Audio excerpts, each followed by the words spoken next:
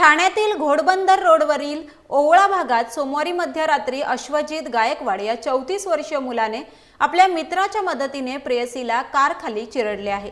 यामध्ये प्रेयसी प्रिया सिंग जबर जखमी झाली असून तिच्यावर ठाण्यातील खासगी रुग्णालयात उपचार सुरू आहेत। या प्रकरणी कासारवडवली पोलीस स्टेशनमध्ये गुन्हा दाखल करण्यात आलाय। घोडबंदर येथे राहणाऱ्या प्रिया सिंग या उच्च शिक्षित असून सोमवारी मध्यरात्री 4:30 वाजण्याच्या सुमारास तिच्या प्रियकर अश्वजित गायकवाड यांनी ओळवा येथील कोटियाड हॉटेलजवळ भेटायला बोलवले। सदर ठिकाणी त्यांच्यात काही वाद झाले। आरोपी अश्वजित गायकवाड यांनी आपल्या प्रियसीला शिवीगाळ करून जबर मारहाण केली, तसेच तिच्या डाव्या हाताला देखील चावा घेतला। दरम्यान यावेळी आरोपीचा मित्र असलेल्या रोमिल पाटील आणि सागर शेळके यांनी देखील चारचाकी गाडी अंगावर घातली। या घटनेत प्रियाच्या पायाला जबर मारहाण झाली असून शरीरावर जखमा झाल्या आहेत। कासारवडवली पोलीस स्टेशनमध्ये गुन्हा दाखल करण्यात आला असून आरोपी अद्याप मोकाट आहे। दरम्यान अश्वजित गायकवाड हे ठाण्यातील अनेक प्रमुख नेत्यांशी राजकीयदृष्ट्या जोडलेले असून त्यांचे वडील MSRDC अधिकारी असल्याने ठाणे पोलिसांवर दबाव आहे का असा सवाल आता उपस्थित केला जातोय। मेरा एक्सीडेंट हुआ उस दिन मैंने FIR दर्ज की थी, but there was no action by police. Even जो मैंने FIR दी थी, जो मैं अभी बोल रही हूँ, मेरे FIR में ऐसा कुछ नहीं लिखा है। पुलिस वालों ने कम्प्लीटली चेंज FIR की गई थी। मैंने 2 घंटे एक्सप्लेन करके उनको बताया था, कट टू क्लियर जो भी मेरे साथ हुआ था।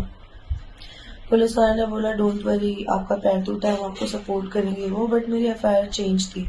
4 दिन मैंने वेट किया पुलिस वालों का, कोई नहीं आया। आज 5वां दिन है, फ्राइडे।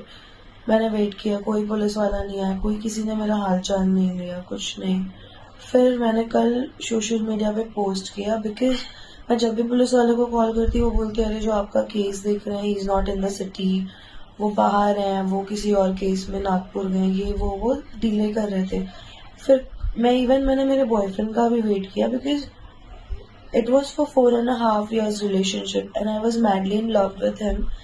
मैंने वेट किया, अगर वो आकर के मुझसे बात करेगा ना, मे बी मैं सब भूल जाऊंगी। उसको अगर रियलाइज और गिल्टी होगा ना, तो शायद मेरे को ये सब करने की जरूरत, और मैं अभी भी नहीं चाहती हूँ, because even my name is getting spoiled. I don't want to create this drama और एनीथिंग, बट मैं जो सफर कर रही हूँ ये मैं डिजर्व नहीं करती हूँ। और मैं नहीं चाहती, बहुत सारे ऐसे केसेस होते हैं जहाँ पे लोगों को पता नहीं चल पाता है, बिकॉज ये बहुत बड़े पॉलिटिशियंस हैं, इनके बहुत वेल कनेक्टेड है। This is not right. I spend my life with him like more than 4-5 years।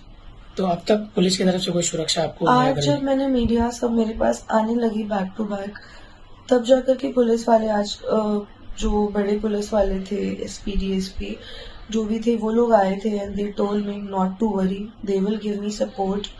End आज जाके मैंने उनको बोला मेरा रीस्टेटमेंट लो, बिकॉज वो पहले वाले स्टेटमेंट में कुछ भी नहीं गुनाह दाखिल किया है। मैं चाहती हूँ 307 और 376 डालना चाहती हूँ, बिकॉज ये एग्जैक्टली हुआ है मेरे साथ। मैं नहीं चाहती कि मैं अकेले सफर करूं, उसका दोस्त और वो दोनों बिल्कुल ही ओपनली। दिनांक 11 डिसेंबर रोजी सकाळी 4 वाजताच्या दरम्यान हॉटेल कोर्टयार्ड घोडबंदर रोड याच्या समोर सर्व्हिस रोडवर पीडित आणि संशयित आरोपी अश्वजित गायकवाड, मोमिल पाटील आणि सागर शेळके यांच्यामध्ये काही वाद झाला। त्या वादानंतर पीडित या हॉस्पिटलला ॲडमिट झालेले आहेत।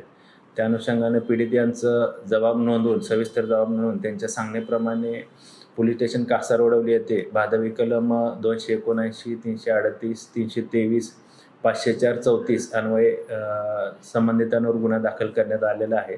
त्या अनुषंगाने कासारवडवली पोलीस स्टेशन पुढील तपास करत आहे। पीडित यांच्या जबाबावरून त्यांनी जे सांगितलेलं तक्रार आहे, त्यांची जी फिर्याद आहे, त्या अनुषंगानंच संबंधित गुन्हा दाखल करण्यात आलेला आहे।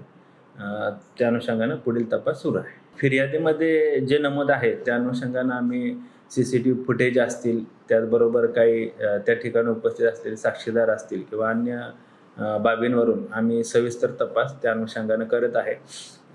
पीडित यांच्या किंवा फिर्यादी यांच्या म्हणण्यानुसार ज्या काही बाबी त्यांनी मांडलेल्या आहेत त्या समोर आल्यानंतर त्याप्रमाणे पुढील कायदेशीर कारवाई करण्याची आम्ही तजवीज ठेवली आहे। सध्या त्यांच्यावर कायदेशीर कारवाई करण्याची प्रक्रिया सुरू आहे। मी सांगितल्याप्रमाणे फिर्यादी यांचा जो सविस्तर जबाब आपण हॉस्पिटलला नोंदवला किंवा हॉस्पिटलला जो जबाब घेतला त्या अनुषंगानंच गुन्हा दाखल आहे. तरी देखील फिर्यादी यांचं तपासामध्ये अजून काही सांगणं असेल किंवा अजून काही तक्रार असेल तर त्या अनुषंगानं पुढील प्रक्रिया आम्ही करू.